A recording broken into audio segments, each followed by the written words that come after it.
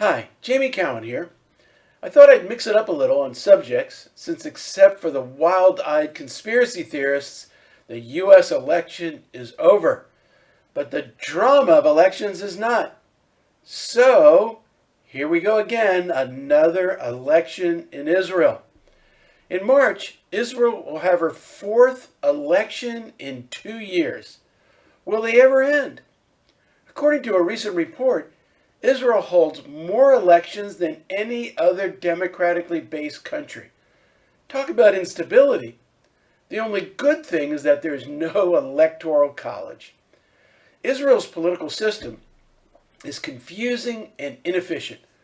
Her national legislature, the Knesset, is a parliamentary based system where voters vote for a party and not individuals.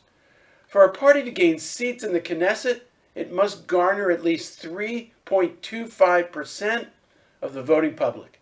This relatively low threshold of required votes to join the Knesset leads to a proliferation of small parties. For example, there are currently 13 parties represented in the Knesset. The total number of seats is only 120. 9 of the 13 parties have less than 10 seats each. A government can only be formed when a majority of the elected members agree to form a government and vote for a prime minister.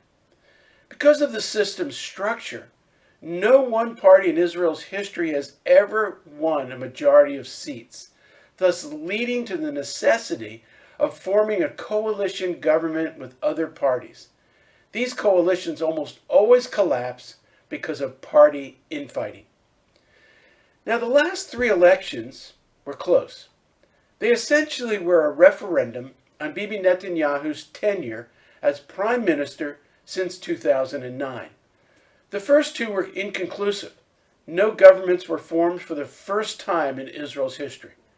The third election, held on March 20th of 2020, was also inconclusive, with Netanyahu's Likud party and his main competitor Benny Gantz of the Blue and White Party neck and neck. Nevertheless, the logjam was broken when unexpectedly Gantz agreed to join a Netanyahu-led government.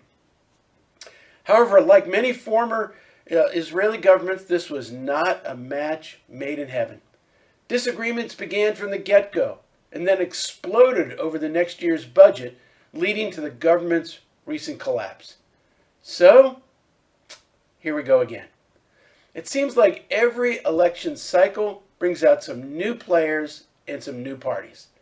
The last 3 elections saw the rise and now fall of former General Benny Gantz and the Blue and White Party.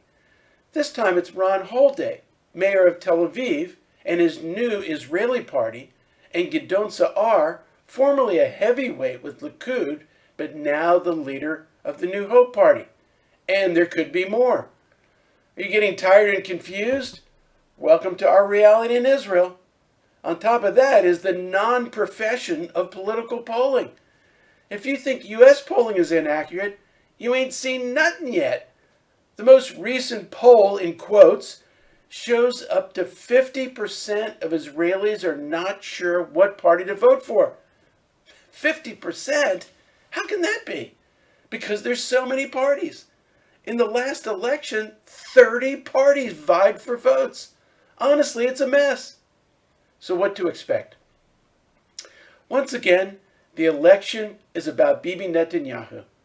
His popularity has taken a hit because of the government's handling of the corona pandemic and the economic after effects.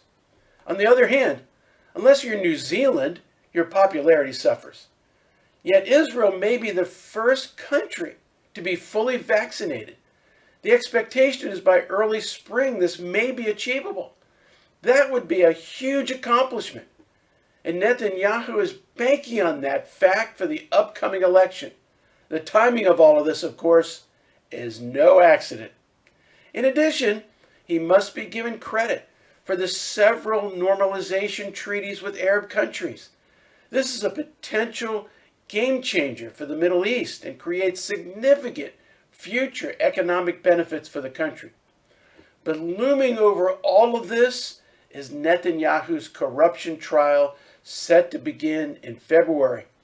His big hope is to form a government that will grant him immunity from prosecution. While there have been constant political demonstrations against him for many months, the corruption charges don't seem to have much effect on the electorate. Where have all the righteous gone? Long time passing. The next government of Israel likely will be determined by whether some of the leading parties will once again agree to serve in a Netanyahu government. Several of the leading party figures have pledged not to, but that's what Benny Gantz said in the last election, and see how that turned out. Netanyahu's party, Likud, probably will gain the most seats, somewhere between 25 and 30. Gideon Sa'ar and the New Hope Party likely will be second, then Yair Lapid and Yesh Atid, Naftali Bennett and the New Right, the Arab parties comprising the Joint List, then the two Orthodox parties, and then a few others. Once again, after the election, there will be more horse trading. And if a government is formed, a big if, once again, there will be a shaky coalition government. Most likely, this again will be a right-wing government, meaning that the albatross still hanging around Israel's neck, the Palestinian issue, will remain unresolved. All I can say is, Lord, have mercy on us all. Let's all move to New Zealand. We'll see you next time.